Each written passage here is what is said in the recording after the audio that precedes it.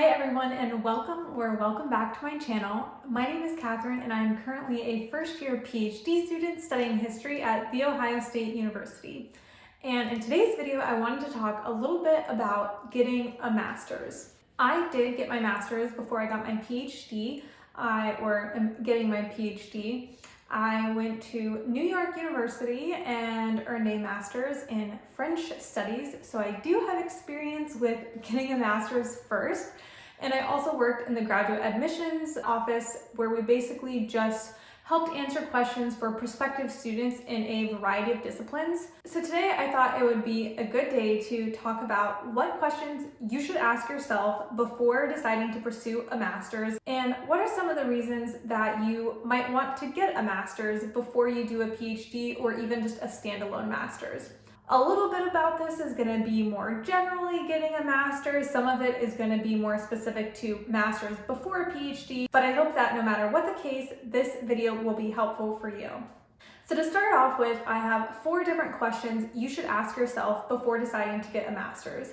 And the number one most important thing to ask yourself is, do you love the subject? If you don't like what you're doing or don't feel extremely passionate about it, the rest of these questions are just kind of a moot point, because you need to be really passionate. You're investing time and most likely a huge financial investment as well into this process. And so you want to be sure that no matter what the outcome is, at the end of the day, you'll still be glad that you got the master's no matter what. And the best way to ensure that is that you are really passionate about the subject. Also, master's is way more intensive in terms of course material as opposed to a bachelor's program. And I think this holds true for most specialties. So if you're not prepared to really delve into the research and the material, no matter the field, it's not going to be a good experience for you. The number 2 question that you should ask yourself before getting a master's is it necessary for your career? So some careers, you do need a master's before you're doing whatever job it is. They require you to have certain qualifications and you need a master's. There's no other thing to it. In some careers, you definitely don't need a master's, but it could be more beneficial because it makes you seem more qualified, or you are more qualified. It might make you more competitive in the job field, or it could be a stepping stone to, say, a PhD. Now, for PhDs, masters aren't necessarily always required. In fact, in the US, usually they're not required. However, it could be necessary to get a master's first if you don't have the research experience, if you're coming from a different field and you want to pivot directions. But those are just some of the things to consider. So, is it necessary for your career? Also, if you're planning on making a job switch and you don't have any qualifications in whatever field that is, a master's could be a good way to get that experience. However, if you determine that it is not necessary for your career, but you'd still like to get it, then you should answer the next 2 questions first. So my number 3 question is, how long will it take? There are tons of different master's programs out there these days that can last anywhere from 9 months to 2 years. You generally don't see any master's programs that last longer than 2 years, but right now we are seeing a lot of master's programs that are fast track options. My master's I only got in 1 calendar year. My program went from September to July, and I was glad that it was that short because it was kind of expensive. But you need to be prepared for the amount of time it will take. Is this going to be something that you need to pursue full-time and not have a job? Or are there some sort of part-time programs you can do while you're still working during the day, getting your master's in the evening? If you're not prepared for how long it's going to take, that will make things a lot more complicated if you don't have your expectations straight. There may be programs that just have set amounts of time already, like the only way you're going to get this master's is 2 years. But you might be able to have some wiggle room with certain programs. If you see one that's 2 years and then find another one that might get you there faster at a comparable program, that might be the option you want to do if you want to go ahead and kickstart your career, get your master's quickly, and then go right into the job force. The number 4 question that you should ask yourself before getting your master's, which kind of ties into really all of it, is what is the cost-benefit analysis? What is your return on investment, your ROI? One thing that separates master's programs from most PhDs is that you have to pay for it. There are often not a lot of scholarships. It can be very expensive. And for some of these masters, there might not be a guaranteed job at the end. My question number 2, is it necessary for your career? If it's not necessary for your career, are you going to still be able to get that return on investment back? So my program, if I hadn't had any scholarships, would have been $50,000 for 1 year. For me, I didn't need this degree. I'll get into why I did get it, but it wasn't necessarily obligatory for my field, and so I was not going to pay $50,000 because I also knew that the career that I'm going to afterwards, I would never be able to pay off any student loans. There are a lot of master's degrees that you can get that will make you super qualified and you will get a great job afterwards that pays a lot of money, but there may be some degrees where the return on investment isn't that high. That's not to say you should not get a master's if you're going to go into not a super high paying job afterwards, because that goes back to question 1, do you love the subject? And if you're really passionate about something and it's worth the cost benefit analysis to get the master's, then I say go for it. And this will tie into reasons why you maybe should get a master's. For some people, they may be willing to take out large amount of loans, knowing that it might take them a long time to pay back because it's a new career that they want to go into, or it's a career they're already super passionate about, or they just think it's a good investment in themselves. And I don't think that's anything to judge or criticize or anything. I just think it's important to know ahead of time how much it's going to cost and what is the salary of the likely job you'll get after the degree program. You should know that before you're going into a master's.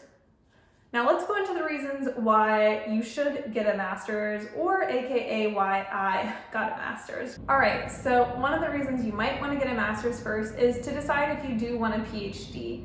It's a long-term investment, anywhere from 4 to 8 years. My field, I think the average is about 7 years. That's a long investment. And so a master's is a good way to test out with a much smaller time commitment and life commitment to decide if this is something you really want to do.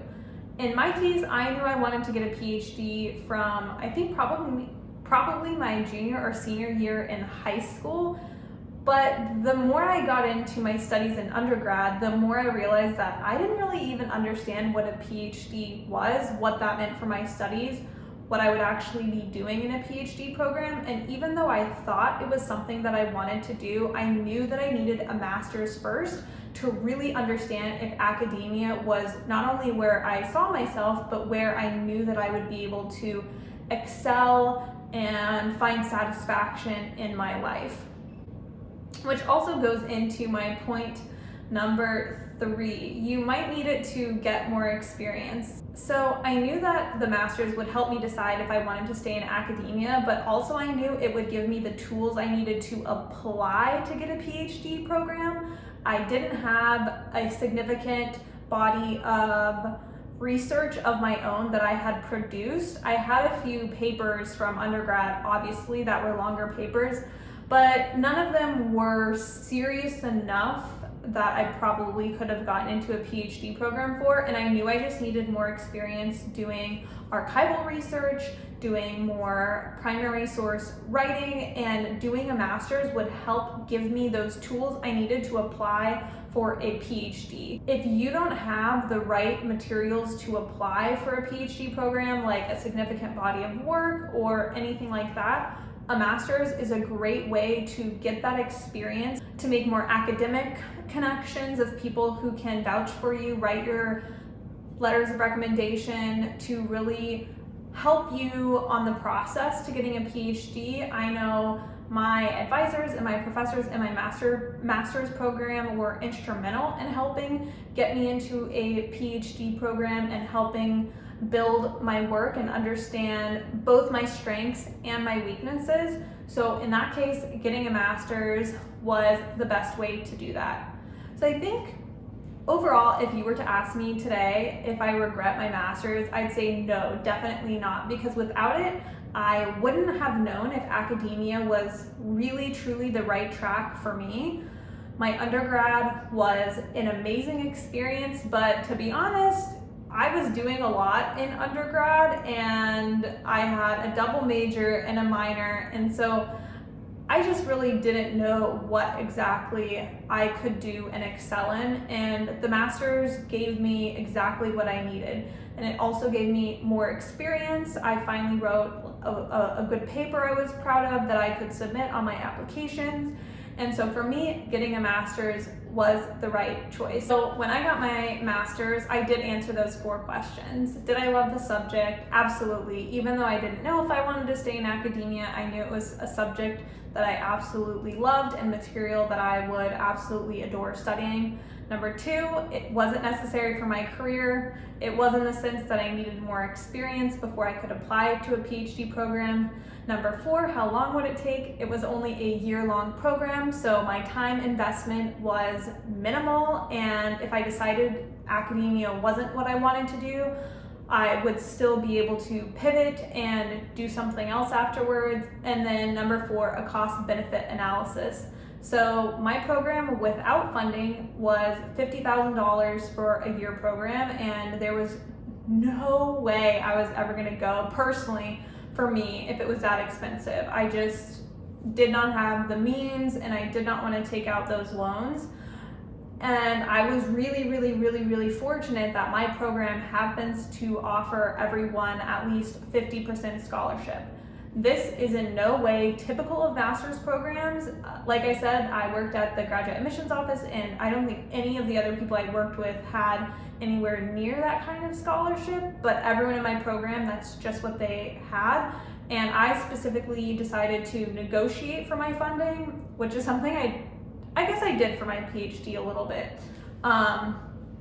but not really. But I definitely negotiated for my funding for my master's, which is something you can always try and do. Maybe I'll make a future video all about that.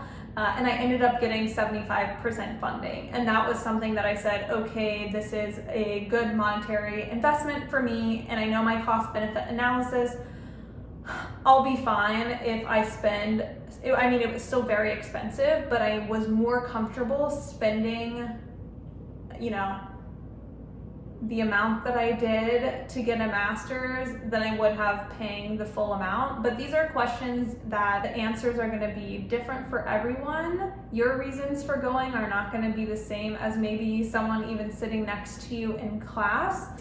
But if any of you guys are wondering if it's the right choice, I encourage you to ask yourself those 4 questions I listed off at the beginning of this video. It is a very big time and money investment, and so you want to make sure that it is going to be worth it no matter what the outcome is if you do decide to get a master's. Alright, that's it guys. I think this video was kind of short. I guess we'll find out, but if this video was helpful, please let me know. Give it a like, leave a comment down below. If this kind of sit-down video is more the style you guys are wanting to see, let me know as well, or any other content that you guys would like to see about grad school. I love making videos. It's my nice little creative outlet that I get to take a few days a week from my readings all the time. So I really enjoy doing this. Thank you for all your support. Make sure to subscribe if you aren't already, and I will see you guys in the next video. Bye.